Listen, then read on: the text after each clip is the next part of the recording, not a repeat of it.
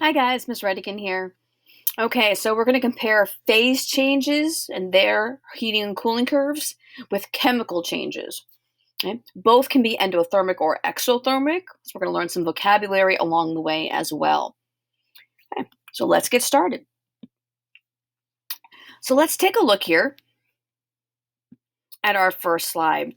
These are phase changes. Phase changes like melting, boiling, freezing, condensation have that staircase look to them. Okay, so when you see something that looks like a staircase, you should right away go to phase change. And either if the stairs are going up, it's a heating curve. If the stairs are going down, it's a cooling curve.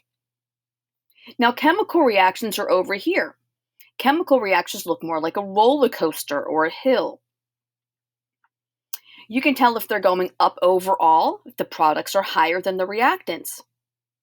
Or if the products are lower than the reactants, it's exothermic. We're going to walk through these one at a time. Let's start.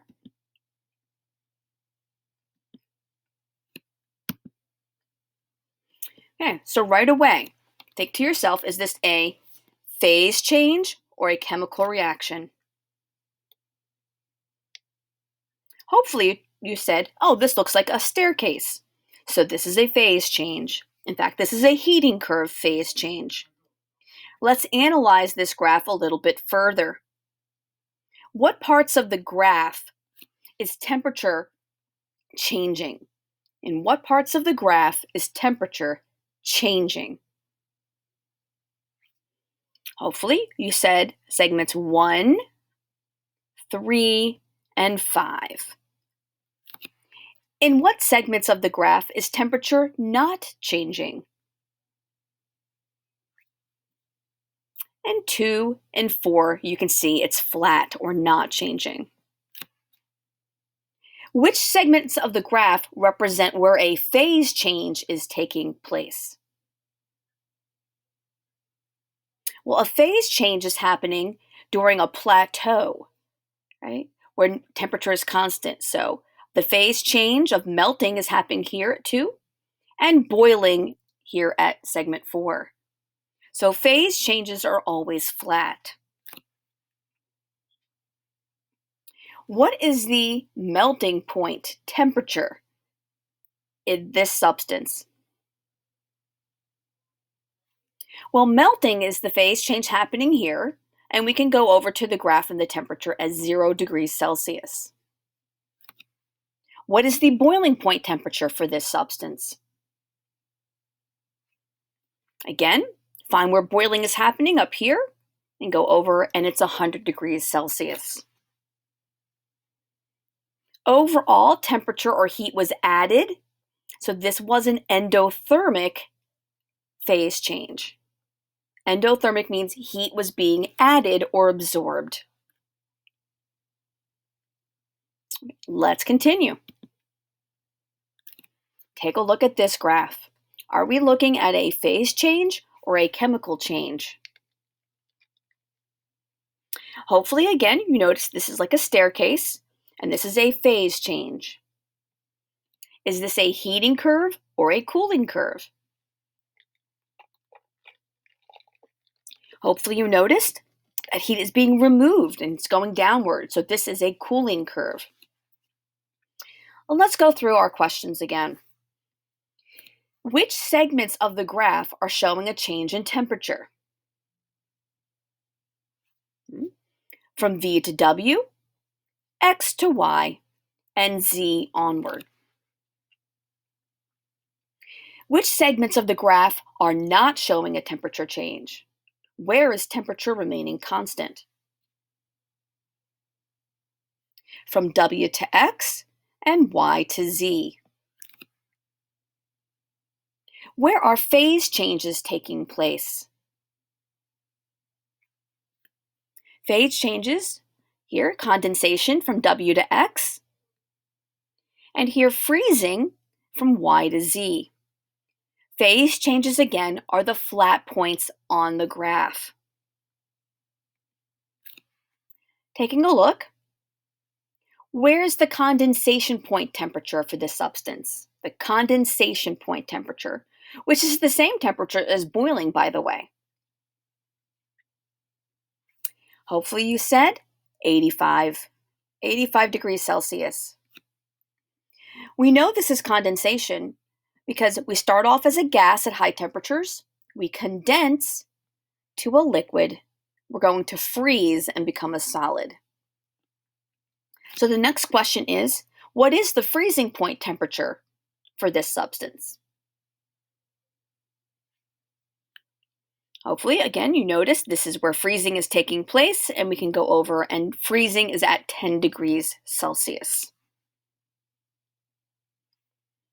Okay, last question.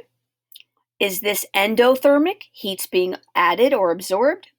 Or is this an exothermic change where heat is being removed or released? Hopefully you looked at the axis here and heat's being removed, so this is an exothermic change. Overall, it's going downward.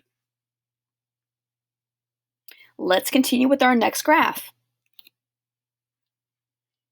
Again, our first question, is this a phase change or a chemical change? Hopefully you're realizing, because this does not look like a staircase, this looks like a roller coaster, that this is a chemical change. Let's go ahead and interpret the graph. So we have reactants. The reactants have an activated complex or an in-between stage before they turn into products. This is where the chemical reaction is taking place. We have reactants, starting ingredients, breaking and forming bonds to become ultimate products. Okay, let's interpret the graph. What is the potential energy of the reactants? Hopefully you said 50 kilojoules. What is the potential energy of the products? Again, reading, 100 kilojoules. Now, let's get a little more in depth. For the reactants to react, you have to add energy. We start at 50. We have to go all the way up to 250. How much energy was added? Well, they had to add 200. We start at 50. If we add 200, we get to the 250. The 200 kilojoules of energy that was added is called the activation energy. It's the minimum energy required for a reaction to happen. Next, how much did the energy change overall in this reaction? Well, we can take our products, 100 kilojoules, and subtract the reactants, 50 kilojoules. This will give us the heat of reaction, or the overall change of energy. So again, products minus reactants. The heat of reaction will be equal to positive 50 kilojoules. 100 take away 50 will equal positive 50. It's positive. You can see overall the products are higher than the reactants. This is a sign of endothermic change. We have one last graph to interpret. Again, is this a phase change or a chemical change?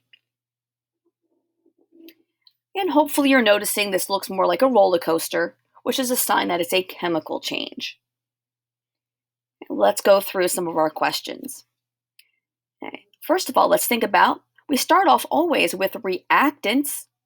They react to make an in-between activated complex, and then they will become products. What is the potential energy of the reactants? The reactants are here, so hopefully you said 45 kilojoules. What is the potential energy of the products? The products are at the end, and hopefully you read 10 kilojoules. Let's take a look at the beginning of the reaction. We start at 45 kilojoules, but we have to get all the way up to 103. How much energy needed to be added to get to the top of the hill? You may need to use a calculator to figure this out.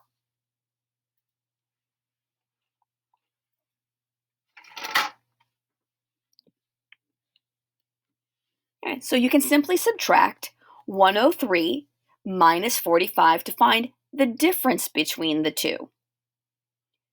When you subtract, we should be getting 58. 58 kilojoules needed to be added to get to the top of the hill.